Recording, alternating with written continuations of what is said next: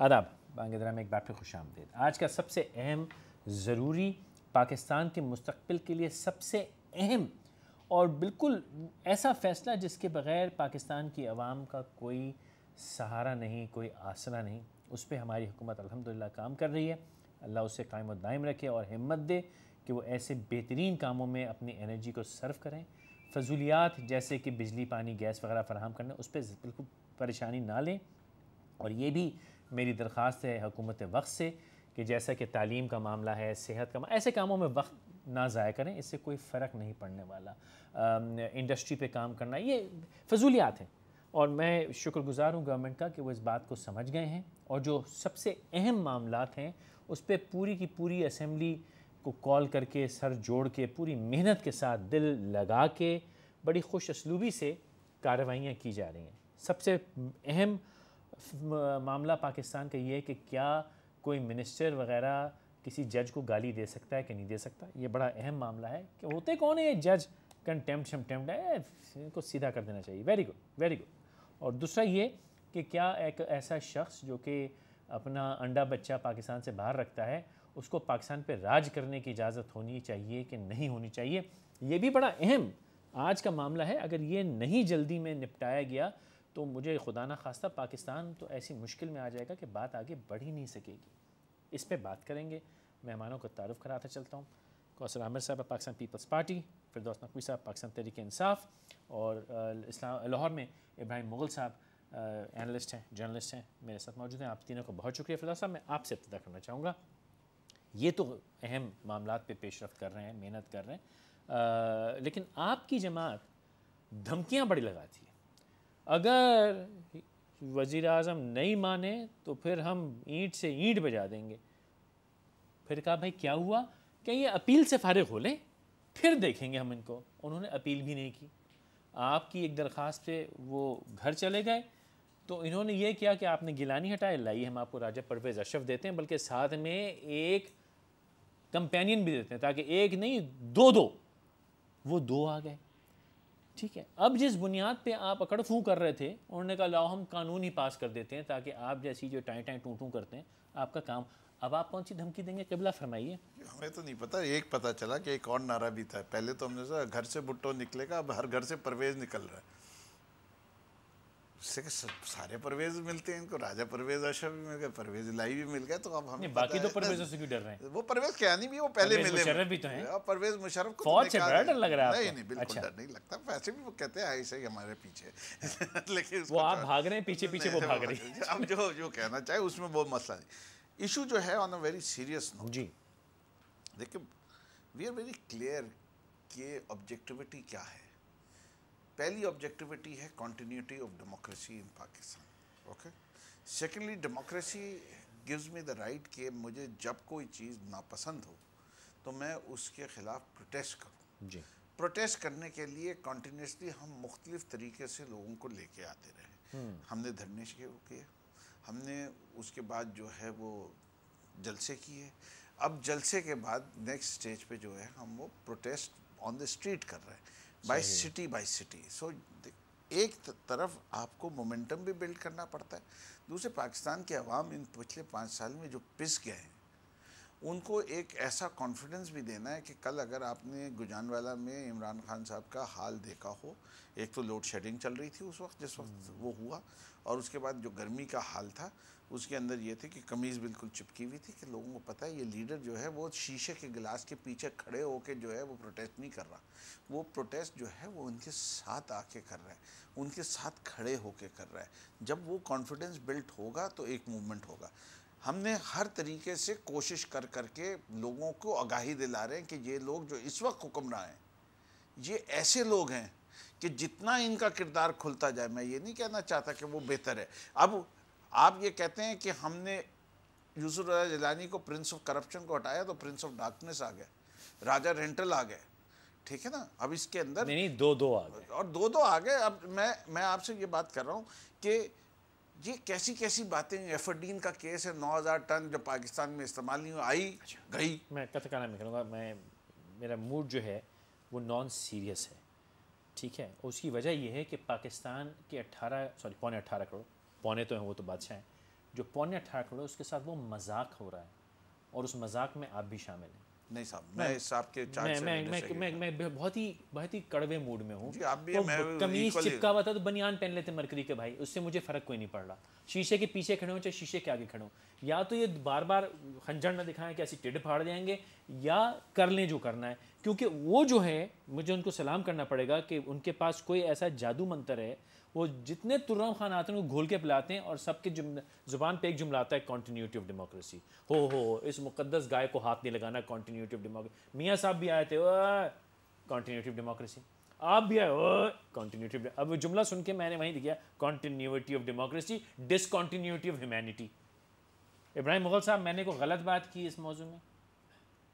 मैं चूंकि किसी भी सियासी पार्टी को प्रोजेक्ट नहीं करना चाहता शौरी तौर पर और लाशौरी तौर पर भी, लेकिन जिंदगी रही तो मेरी एक दो बातें याद रखें।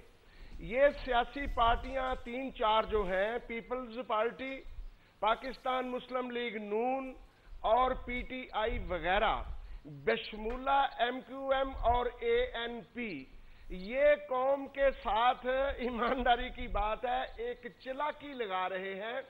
जिस कदर कौम के लिए इन्होंने हालात तंग किए हुए हैं, और अगर जरा कौम का टेम्पो बनता है कि लोड शेडिंग के खिलाफ बात करें, पानी के खिलाफ बात करें, गैस नहीं मिलती बात करें, रोटी नहीं मिलती बात करें, रोजगार छिन गया बात करें, तो होता क्या है, कहीं मियाँ साहब की आवाज उठ पड़ेगी, कहीं इमरान साहब को पंगा कर देंगे, कहीं अल्ताफ भाई का कोई एक स्पीच आ जाएगी और कहीं एएनपी बात कर देगी। गोया ये 4-5 अफराद अंडर दी कारपेट मिले हुए हैं, ये प्ले ये कर रहे हैं कि कौम में यकसुई नहीं आने देनी, क्योंकि हुक्मरान जिस तरह जुल्म और जिस तरह हुक्मरान तो कहना ही गलती है, मैं तो इनको कहता हूं कि ये वो ब्रोकर हैं, प्रॉपर्टी आ जाए, एफेड्रीन आ जाए, मुल्क का को खिता आ जाए, कोई भी चीज आ जाए, बेचेंगे, अपना मुनाफा निकालेंगे और फारिग कर देंगे। यहां तक के कौम को बेचने की भी कोशिश है कि कोई ऐसे व्यापारी के सामने बेच दिया जाए जिसने हलफ दिया हुआ है कनाडा को या अमेरिका को कि मैं आपका वफादार रहूंगा, लेकिन मैं वजीर आजम पाकिस्तान का बन के आता हूं, मैं मोइन कुरैशी हूं, आज नहीं नजर आ रहा, मैं शौकत अजीज हूं, आज नजर नहीं आ रहा। गोया असल में ये पार्लियामेंटेरियन और ये सियासी लोग, मेरे भाई ने कल जो गुजरा वाले इमरान खान की बात की है, मैं गवाह हूं, माजरत के साथ कल इमरान खान की वहां जो तजलील हुई है वो एक मिसाली तजलील थी। क्यों हो रही है? अब तमाम के तमाम चिट्टे खिट्टे खुल रहे हैं। और फैसल, एक बात और याद रखना, अगर आज किसी के जलसे में 1 लाख बंदा आता है और वो जलसा करने वाला इस जोन में चला जाए कि अब संदूकड़ी से 1 लाख वोट निकलेगा, मुमकिन है उसके संदूक से 6000 वोट भी ना निकले, क्योंकि जलसे में आने के लिए तवज्जो, मजबूरी, रगबत, हालात कुछ और है, और अंदर कमरे में जाके वोट देना, ये 4-5 साल में जिस जहन्नमी दौर से कौम गुजरी है माजरत के साथ, फिर भी कोई बेगैरत तो हो सकता है कि वहां जाके मोहर लगाए। गैरतमंद, आबरूमंद, सुलह जो इज्जत रखने वाला, इज्जत नफ्स अपनी जो है उसको मजरू न होने देने वाला, कभी भी इन चोरों लुटेरों को वोट देकर दोबारा मुल्क का ज़िम्मे कार इनके हाथ में पकड़ाने के लिए तैयार नहीं है। अच्छा, अब मेरी दरखास्त सुनिए इब्राहिम साहब और फिरदौस साहब, आप भी। मैं कौसर साहब की बारी है। हाँ जी, इनको रोकना नहीं, इंटरप्शन होती है तो गड़बड़ होती है, ठीक है। कोशिश कम से कम आप दोनों हज़रात ने की है कि वो खामोशी से सुनती नहीं है, क्या वो बोलने कौन सा है, लेकिन एक दरखास्त है। मैं वैसे उनका जवाब देना चाहूँगा। मैं आता हूँ, बड़ी देर से खामोश बैठी हुई है, बड़ी सब्र और सुकून के साथ। शहादत, कुर्बानी, जमहूरियत, आमरियत, भुट्टो, ये नहीं, काम की बात।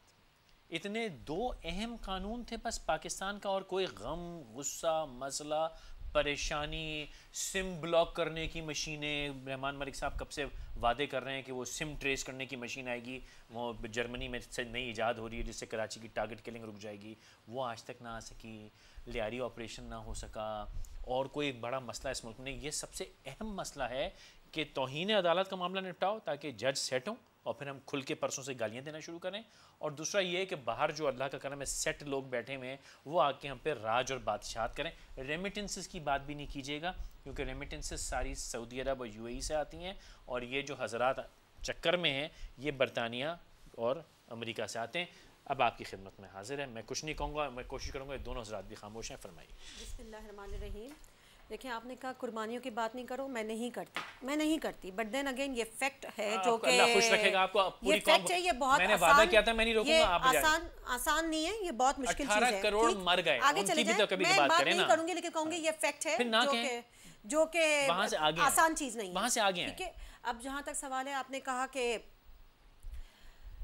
यही दो चीज रह गई थी। देखिए मैं तो ये चीज मुझे बात करने दें, मैं समझ गई।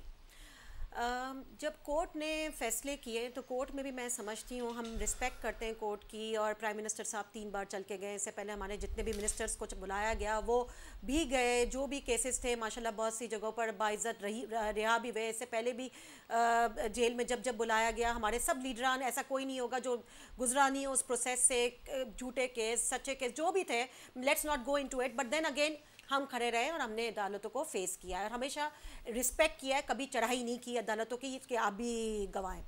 अब आप मुझे ये बताइए कि जो एक होता है ट्रायंगल होता है, ठीक है ना, एक तरफ जुडिशरी आ जाती है, एक तरफ एग्जीक्यूटिव आ जाता है, एक तरफ पार्लियामेंट आ जाती है। पार्लियामेंट में जो अगर हम मौजूद हैं तो 18 करोड़ अवाम ने सोच समझ के हमें वोट दिया है, सेलेक्ट किया है। रिसेंटली भी अगर आप देखेंगे,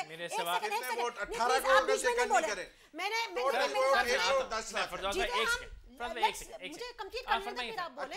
लेट मी कंप्लीट। आप ये नहीं कहेंगे इतने लोगों ने दिया, इतने, लेकिन इनको मैं संभालता हूं, इनको मैं संभालता हूं, लेकिन मैं कंप्लीट इनको कह, मुझे बात करने दें, मैं फिर 18 करोड़ का रोना रो भाई 2 सेकंड मेरी बहन एक मैं टाइम देख रहा हूं, 3.25 मिनट से आप बोल रही हैं लेकिन आप मेरे पॉइंट पे नहीं आए।